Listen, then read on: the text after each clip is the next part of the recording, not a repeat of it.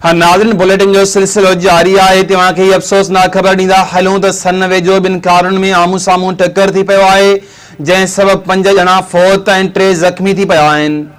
Indus highway ते थियल ख़ौफ़नाक road हादसे जे नतीजे में अब्दुल गफ़ूर, गोसबख्श, गुलाम मुस्तफ़ा, अहमद अली फ़ौत थी विया। हिक फ़ौती जी अञा ताईं सुञाणप नाहे थी सघी।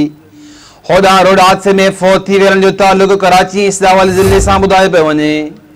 हादसे जे इतलाह ते पुलिस ऐं रेस्क्यू टीमूं पहुतियूं, जन फ़ौतियुनि ऐं ज़ख़्मियुनि खे खणाए इस्पताल मुंतक़िल करे छॾियो आहे। नाज़रीन हिकु भेरो ॿी तव्हांखे हीअ अफ़सोसनाक ख़बर ॾींदा हलूं त सन वेझो ॿिनि कारनि में आम्हूं साम्हूं टकर थी पियो आहे, जंहिं सबबु 5 ॼणा फ़ौत ऐं 3 ज़ख़्मी थी पिया आहिनि। इंडस हाईवे ते थियल ख़ौफ़नाक रोड हादसे जे नतीजे में अब्दुल गफ़ूर, गोसबख्श, गुलाम मुस्तफ़ा, अहमद अली फ़ौत थी विया। हिक फ़ौती जी अञा ताईं सुञाणप नाहे थी सघी। होॾां रोड हादसे में फ़ौत थी वियलनि जो तालुक़ु कराची इस्लामाबाद ज़िले सां ॿुधायो पियो वञे। हादसे जे इतलाह ते पुलिस ऐं रेस्क्यू टीमूं पहुतियूं, जन फ़ौतियुनि ऐं ज़ख़्मियुनि खे खणाए इस्पताल मुंतक़िल करे छॾियो आहे।